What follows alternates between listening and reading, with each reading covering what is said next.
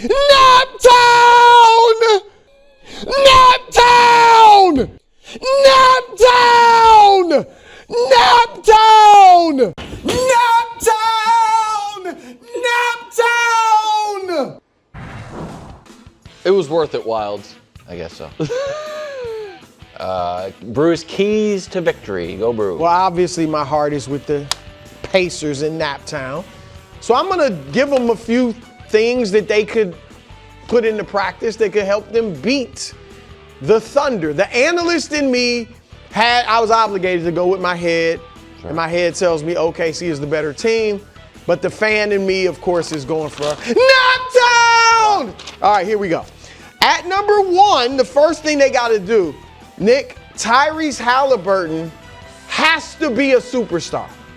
All right, and against the Thunder, he's not even been a star. No, he's been bad. 2 games. Barely been a starter. Wow. Like in his 4 games, last 2 years, because these two teams, these two teams both have made the playoffs 2 years. Yeah. So these 2 years they've been together essentially.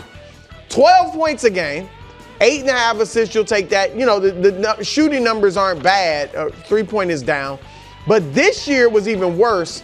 This year, Nick, they went 0-2. Yep. Halliburton averaged 11 points and 5.5 assists. That point total or average, lowest against any team in the league.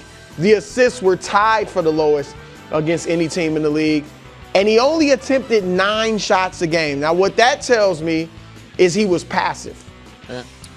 And here's the deal. It tells me he missed his first shot in those games. We know that's He missed his first shot in game 6. I was watching for that. First 3, I think. Yep. But the thing is this, Lou Dort makes opponents passive. We saw it with Anthony Edwards. Mm-hmm. It's not like when a guy, and then after Dort, it's Caruso and J-Dub, and like they just got guys that come at you in waves. And when Lou Dort, who's strong and tough, is guarding you like this, like really, I know. Like it just wears you down to many times you just kind of like get rid of the ball and let somebody else handle things. And so Halliburton cannot do that.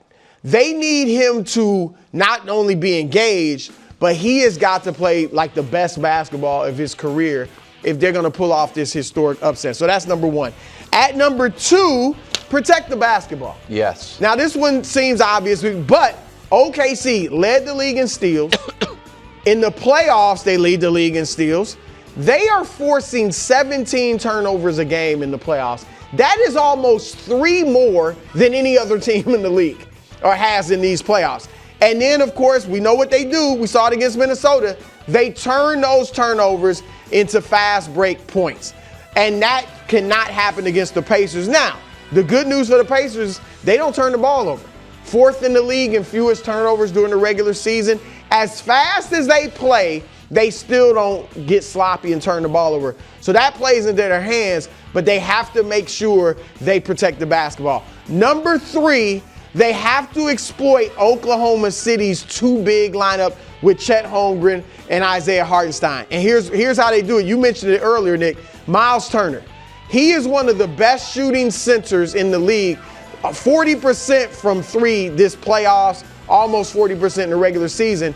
Hartenstein don't want to get out there and guard Turner at the 3-point line. So if Turner is hot from 3, they can force Hartenstein to the bench and maybe even Chet too. Maybe they make OKC just go small.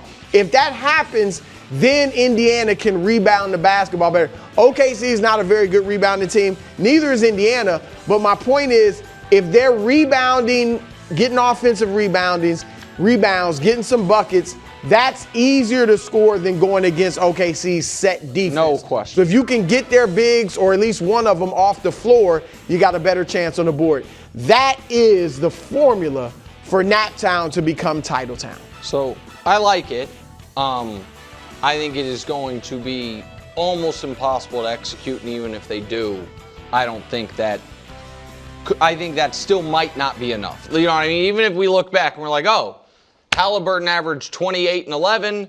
They didn't turn the ball over a bunch, and you forced Chet or Hartenstein off the court. I could still see Oklahoma City winning, and that is, I think, I'm obviously the gambler of the 3 of us, and And I think because of that, and probably more of a gambler than a lot of the audience, I don't think people realize what a massive historical favorite Oklahoma City is. So they're minus 700. So that means, and Dust, if you can just pull up the graphics we were going to do at the very beginning of the show. I'll use them here in a second.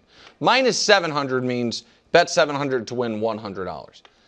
There have been 17 favorites in the finals in NBA history of minus 300 or longer. Those teams are 16-1 in the finals, just minus 300 or longer. And the one is obviously the Lakers losing to the Pistons in 2004. Those 16 other series, here's how they went. And this is why bet of the year, OKC minus a game and a half. Nobody even forced a game 7. Wow. 3 were sweeps, 6 and 5, 7 and 6, 0 game 7, and then the one big upset. So then I looked back to how did the Pistons upset the Lakers? There was one injury-related thing, which is all of the Lakers forwards got hurt. Yeah, you know what I mean? Karl Malone was banged up. So that's why Karl Malone was banged up going into the series, and then ended up getting further injured in the series. But also, Rick Fox got hurt. Horace Grant, who came out of retirement to play for them, he got hurt. It was Slava Medvedenko who was starting for them by the end of that. So they just had a huge deficit there. They had a very old people.